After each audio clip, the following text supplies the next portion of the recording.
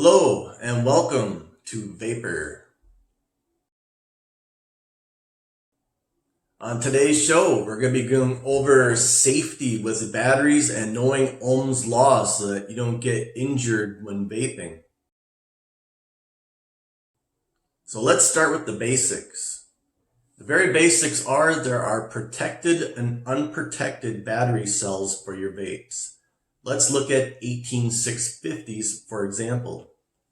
A protected 18650 will have a maximum voltage of 3.7 volts. Inside the protective packaging of the battery is circuitry which helps protect your battery against many things.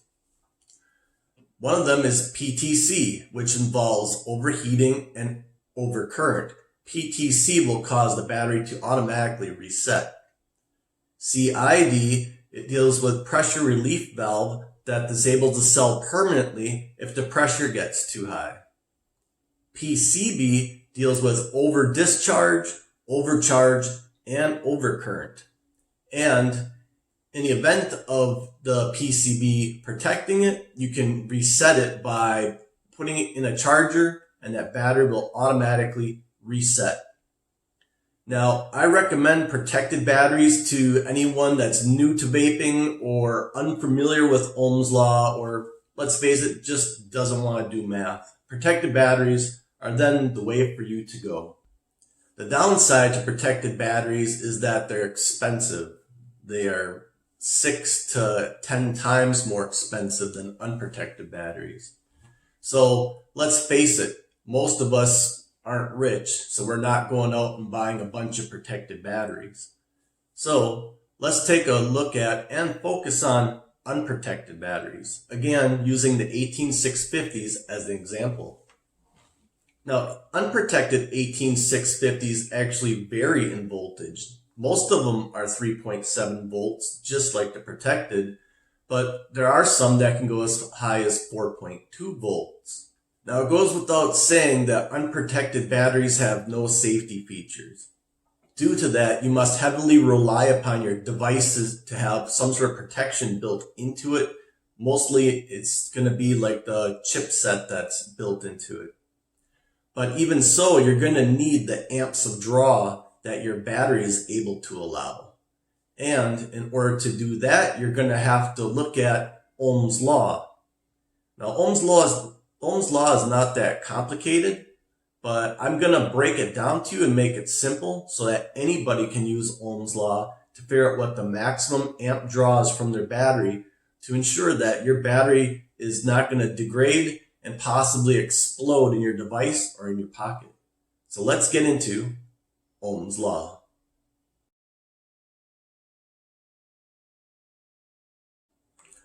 Now, Ohm's law only really focuses on 4 factors. That's ohms, voltage, wattage, and amps or current.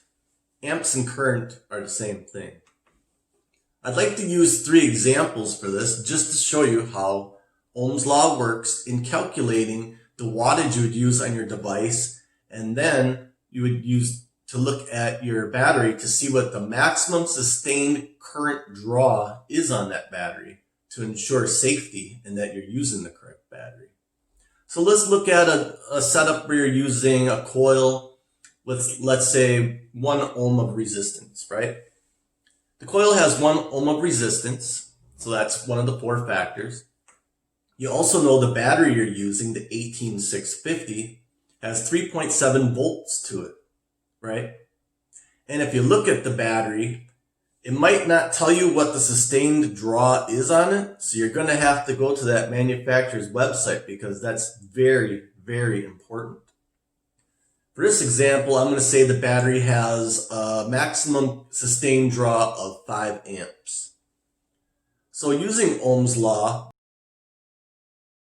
we determine that a 1.0 ohm coil with an 186 battery of 3.7 volts and a maximum sustained current draw of 5 amps can go to a maximum of 25 watts.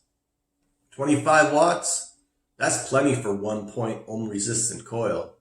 But many people aren't using 1 ohm resistant coils. Many people are building their own coils and rebuildable decks, RDAs and RTAs. So let's look at a sub-ohm coil. We'll go to 0.6. 0.6 ohms is fairly decent for a coil, an RDA. Again, we'll use the same battery at 5 amps. And again, that battery has 3.7 volts. Now, using Ohm's law, we find that the maximum wattage for that 0.6 ohm resistance coil is only going to be 15 watts.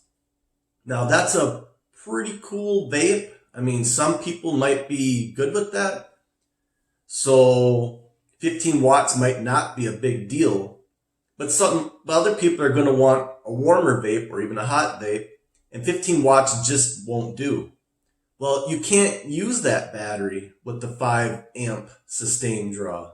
You're going to overtax that battery, cause degradation, and that battery will fail in one way or another, and hopefully it's not exploding in your pocket. So you're going to have to get yourself a higher amp draw battery. Let's say you upgrade to a 10 amp sustained draw battery. Now that same 0.6 ohm coil, 3.7 volt battery, is going to have a maximum draw of 60 watts. Now 60 watts for a 0.0 ohm coil should be enough. There might be people who want a little bit more, but usually 60 watts will do the trick. If you find yourself needing more than 60 watts for that 0.6 ohm coil, you're going to have to bump yourself up to a 15 amp sustained current draw for that battery. Again, check the manufacturer's website to make sure you're getting what you're paying for. Let's go with one more example. Okay, 0.3 ohm coil.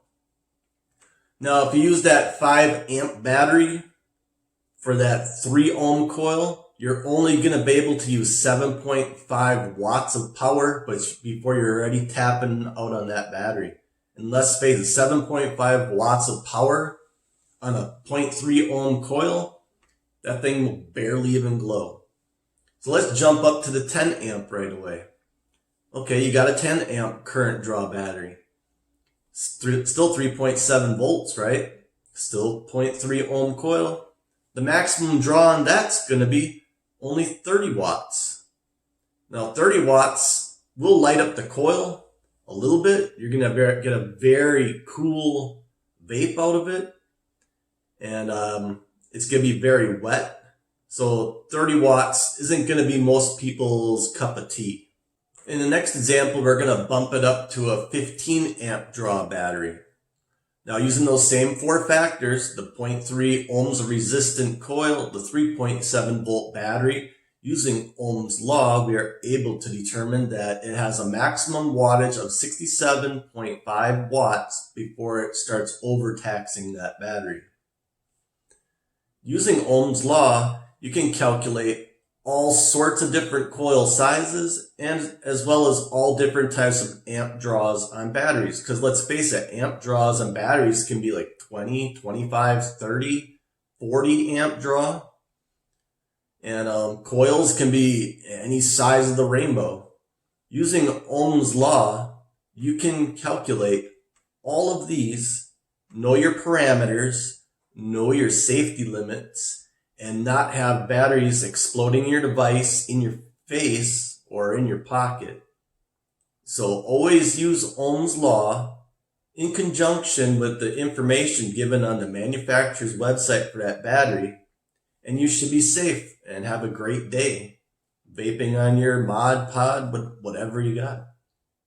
So that's it for Ohm's law. Pretty simple when it's broken down, right?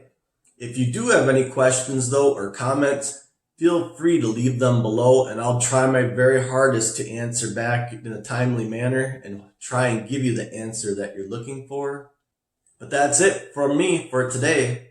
So if you like this video, please subscribe, please smash the like button, please share with your friends and family, and also hit that notification bell for when all my future videos drop so that you don't miss out on the action.